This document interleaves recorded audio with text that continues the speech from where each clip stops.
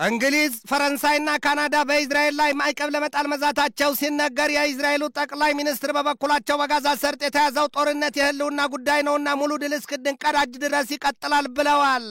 እስራኤል ሙሉ በሙሉ ታጋቾቹ የማይለቀቁ ከሆነ ስትልም ከጋዛ ሰርጥ መሬት ለመያዝ ማቀዷ ተሰምቷል። ይህንኑ ርዕሰ ጉዳይ ለዓለም አቀፉ ትንታኔ ዘገባችን መርጠን አሰናድተነዋል። ከትንታኔ ዘገባው ጋር ትዕግስቱ ቀለነኝ። ወዳጅ ሲያረጅ በጓሮ ይሄዳል ይሏል አበው። የእንግሊዝ የካናዳና የፈረንሳይ መንግስታት እስራኤልን በጽኑ አስጠንቅቀዋታል። ሀገራቱ ባወጡት መግለጫ እስራኤል በጋዛ ሰርጥ የያዘችውንና በአዲስ መልክ ያቀጣጠለችውን የእግረኛ ውጊያ በአስቸኳይ የማታቆም ከሆነ ሌላና ከባድ የማዕቀብ እርምጃ ለመውሰድ ማቀዳቸውን የተሰማው። We strongly oppose the expansion of Israel's military operation in Gaza ሲሉ ነው የሶስቱ አጋር ሀገራት መንግስታት በጽኑ ያስጠነቀቋት እስራኤልን። የሶስቱ ሀገራት መንግስታት እስራኤል በአስቸኳይ በጋዛ ሰርጥ ያዘችውን የእግረኛ ውጊያና የሰብአዊ ድጋፍ እንዳይገባ ያዘችውን ክልከላዋን ማታነሳ ከሆነ ጠንካራ እርምጃ እንወስዳለን ሲሉ አስጠንቅቀዋል። የእስራኤሉ ጠቅላይ ሚኒስትር ቤንያሚን ኔታንያሁ በበኩላቸው ባለፈው ሳምንት በጋዛ ሰርጥ የእግረኛ ውጊያ ይከፈት ዘንድ ትዕዛዝ መስጠታቸው አይዘነጋም። እስራኤል ወደ ጋዛ ሰርጥ የሰብአዊ ድጋፍ እንዳይገባ ከሁለት ወር ተኩል በላይ አሊያም ለ11 ሳምንታት መዘጋጋቷ ይታወቃል። ትናንትና ሰኞ ደግሞ በእስራኤል የቀኝ ክንፉ ፓርቲ ሚኒስትር በሰጡት ማብራሪያ ወደ ጋዛ ሰርጥ እርዳታ እንዲገባ እንፈቅዳለን፣ ግን ደግሞ በጋዛ ሰርጥ ላይ ሙሉ ቁጥጥር እናደርጋለን አሊያም ሙሉ በሙሉ ሰርጡን እንይዘዋለን ሲሉ ገልጠዋል። ለንደን፣ ኦታዋና ፓሪስ በበኩላቸው እስራኤልን በጠንካራ ቃላት ገስጸው ወደ ጋዛ ሰርጥ እንዲገባ የተፈቀደው የእርዳታ መጠንም ፈጽሞ በቂ አይደለም ነው ያሉት። ሶስቱ ሀገራት አክለውም እስራኤል በዌስት ባንክ ያቀደችውን የሰፈራ መንደር ግንባታን ፈጽሞ እንደማይቀበሉት አስታውቀዋል። የካናዳ የእንግሊዝና የፈረንሳይ መሪዎች በእስራኤል ላይ ጠንካራ ማዕቀብ ለመጣል እንደማያመነቱም ነው የገለጡት። ይሄ ደግሞ ሆዲ አባውን ብቅል ያወጣዋልን መሆኑ ነው። ፈረንሳይ በቀጣይ ሰኔ ወር ፍልስጤምን እንደ ሀገር እውቅና ለመስጠት ሙሉ ዝግጅት እንዳላት አስታውቃለች። እንግሊዝም ብትሆን ፈረንሳይ ገፋፍታታለችና የፍልስጤምን እንደ ሀገር እውቅና መስጠት ጉዳይ እንደምታጤነው ካስታወቀች ወራት ተቆጥረዋል። ካናዳም ብትሆን የእስራኤሏ ብርቱና የቅርብ ወዳጇ ሀገር አሜሪካ እንደ ዘንዶ ተጠምጥማ ልትጠቀልላ ታቅዳለችና ለእስራኤልም ይሁን ለአሜሪካ መልካም ታስባለች ወይ ጥያቄ ብቻ ነው።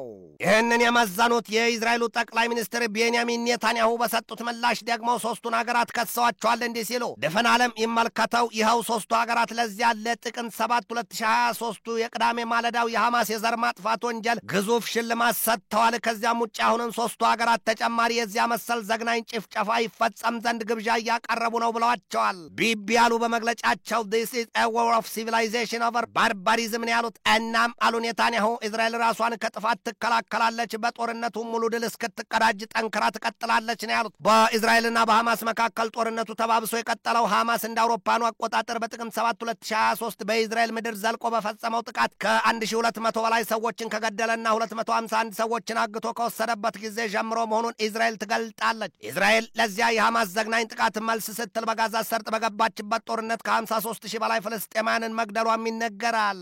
አሁን ታዲያ እንግሊዝ፣ ፈረንሳይና ካናዳ እስራኤል መብቷን ለማስከበርና ራሷን ለመከላከል የያዘችውን ትግል እንደሚደግፉ ሲገልጡ፣ ግን ደግሞ እስራኤል በጋዛ ሰርጥ የያዘችው ዘግናኝ ጦርነት መጠኑን ያለፈና ሚዛናዊ ያልሆነ ነው ብለዋል። ይሄ ደግሞ አገም ጠቀም ይሏል ኢትዮጵያውያን ወይም እንደ ማህጥራው እንዳይበላ ግፋውን ያስታውሷል። እስራኤል ሐማስ ያገታቸውንና በእጁ ያሉትን ሁሉንም ታጋቾች የማይለቅ ከሆነ ከጋዛ ሰርጥ ተጨማሪ መሬት ለመጠቅለል ማቀዷን የሊኪውድ ፓርቲው ሚኪ ዞሃር አስታውቀዋል። ዞሃር አሉ እስራኤል በአሜሪካው ፕሬዚደንት ዶናልድ ትራምፕ ላይ የተለየ እምነት አላት፣ ትራምፕ ምንጊዜም ቢሆን የጦር መሳሪያ ድጋፋቸውን ያደርጉላታልም ነው ያሉት። የእስራኤሉ የባህልና የስፖርት ሚኒስትር ሚኪ ዞሃር አሉ በኒውዮርክ በተካሄደው ኮንፈረንስ ላይ ተገኝተው አሜሪካና እስራኤል አጋር ፍጹም ወዳጅ ናቸው፣ በእርግጥ ግን አንዳንድ ያለመግባባቶች አሉ፣ ቢሆንም ትራምፕ ምንጊዜም እስራኤል እንደሚደግፏት አምናለሁ ሲሉ አብራርተዋል። ዞሃር በኢራን ዛቻም የተነሳ ቀጣውን አሉ ኢራን እስራኤልን ትንሿ ሰይጣን ወይም ስሞል ሳታን ስትል ለጥፋት አጭታታለች። ነገር ግን ኢራን እስራኤልን ካጠፋቻት በኋላ ትልቁ ሰይጣን ወይም ቢግ ሳታን የምትላትን አሜሪካን ማጥፋቷ የማይቀር ነው ሲሉ ገልጠዋል።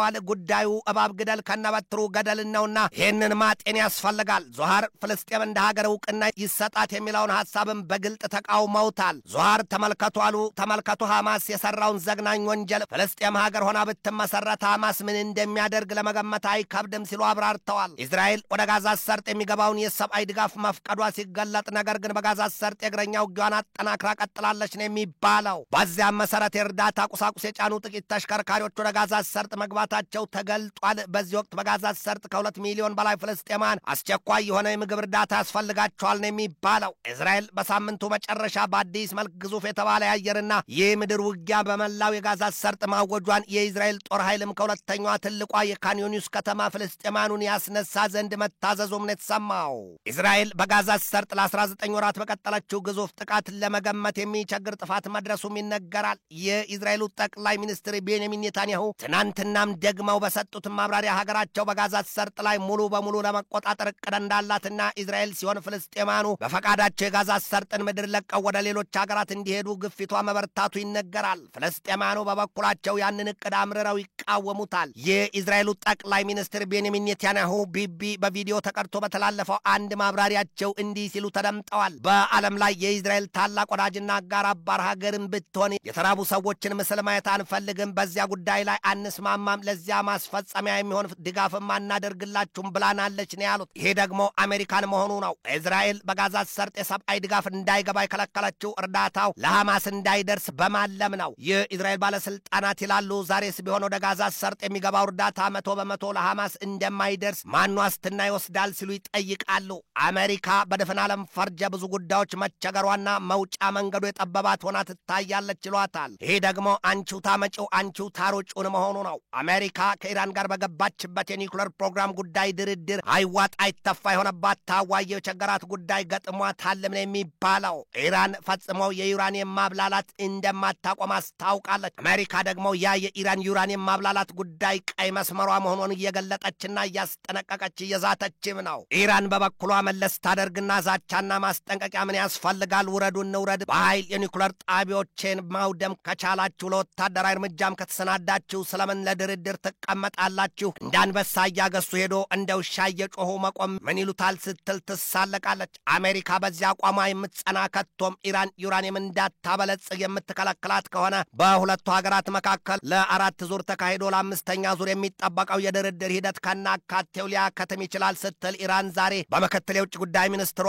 ማጂድ ታኪት ራቫንቺ በኩል በጽኑ አስጠንቅቃለች። ዶሮ ጭራጭራ መታረጃዋን ታወጣለች ይላሉ አበው። ወዲያም ደግሞ የሰማይ ቁጣ ለምድር አይከብደው ቢባልም እንኳን ለሃጣን የመጣ ለጻድቃን ይተርፋልን ማሰብ ግን ይጠቅማል ይሏል ኢትዮጵያውያን አበው። ትንታኔ ዘገባውን ስናዘጋጅ በዋቢነት ዩፒአይን፣ ፎክስ ኒውስን፣ ጀሩሳሌም ፖስትን፣ ጃፓን ታይምስን፣ አልሞኒተርን፣ ባርናባናውን፣ ዩናይትድ ኒውስን፣ አሮስ ሼቫን፣ ሚያሚ ሄራልድን፣ ማላይ ሜይልና ሜይል ኦንላይንን ተጠቅመናል።